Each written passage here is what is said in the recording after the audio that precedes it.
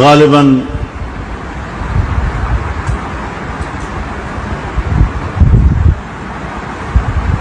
1979 کا تبلیغی اجتماع تھا رائے ونڈ کا.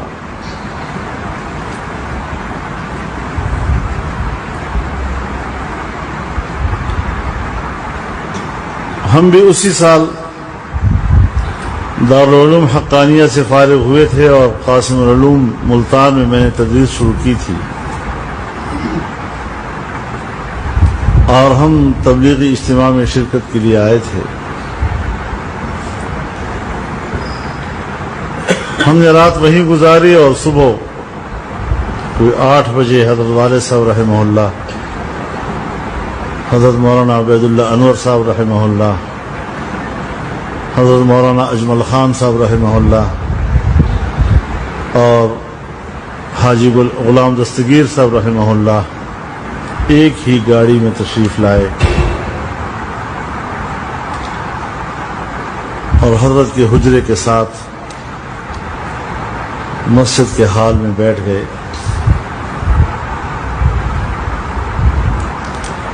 والد صاحب رحمہ اللہ نے فرمایا کہ ہمارے لیے ان کو نہیں اٹھانا،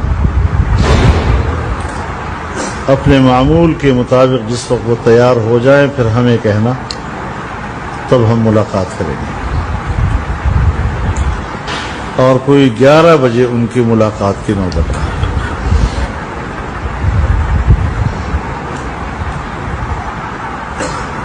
میرے ایک استاد جو دارالعلوم حقانیہ میں میرے جانے اور وہاں داخلہ لینے کا باعث بنے تھے، حضرت مولانا محمد علی صاحب رحمہ اللہ سوات کے تھے. وہ حضرت شیخ کے شاگرد تھے، مظاہر العلوم سہارنپور کے فارغ التحصیل تھے. اور ہم نے دور حدیث میں طحاوی شریف اور ترمذی شریف کا کچھ حصہ انہی سے پڑھا تھا. تو جیسے ہم بالواسطہ حضرت شیخ کے شاگرد بھی تھے.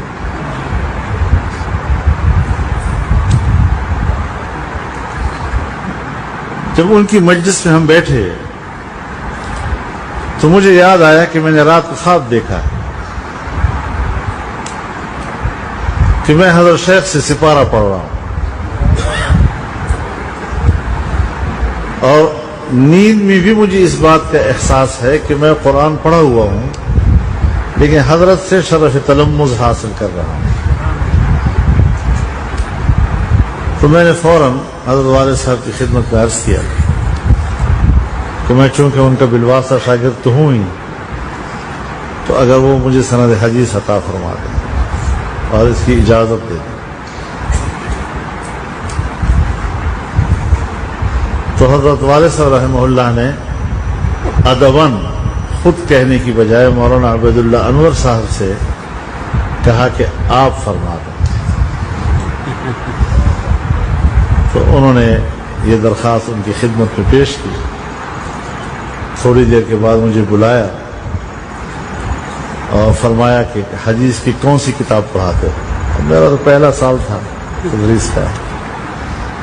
تو میں نے کہا حضرت ابھی تک تو نہیں پڑھا رہا، ارادہ ہے انشاءاللہ پڑھاؤں گا. تو ہاتھ میں ہاتھ دیا اور فرمایا تمہیں حدیث پڑھانے کی اجازت ہے میرے اکابر کی تشریحات کو سامنے رکھتے ہوئے. شرط بڑی سخت لگا دی.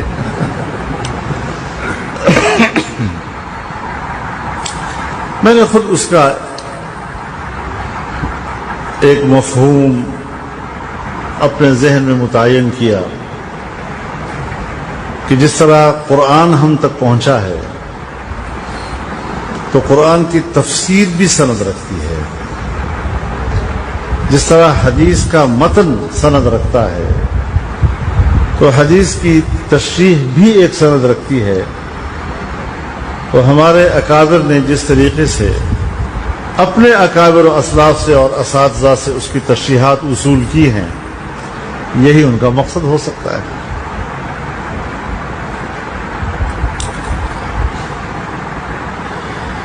کافی عرصے کے بعد میں برطانیہ گیا. وہاں پر دارالعلوم زکریا میں حاضر ہوا. ڈیوزبری میں ہے نا؟ ہاں، بری میں دارالعلوم عربیہ میں حاضر ہوا. اور یہ میرے خیال میں میرا کوئی دوسرا یا تیسری بار تھی وہاں جانا.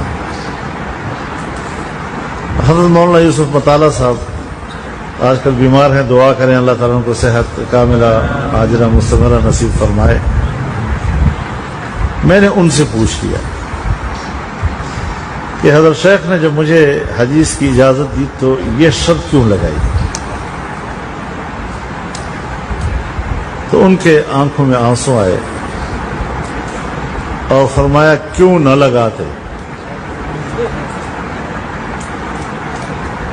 تو انہوں نے عجیب واقعہ سنایا.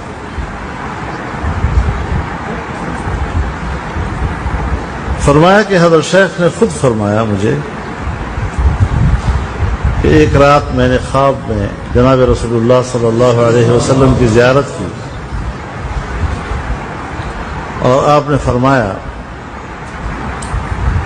کہ مولوی خلیل احمد نے بذل المجہود میں میرے ایک حدیث کی توجیح کی ہے جو غلط ہے، ان کو بتا دو کہ اس کی توجیح یہ نہیں یہ ہے. کہتے میں اٹھا، میں نے فوراً وضو بنایا.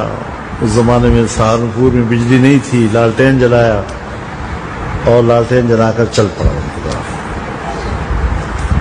راستے میں جاتا ہوں تو ایک اور آدمی بھی لالٹین جلاتے ہوئے میری طرف آ رہا.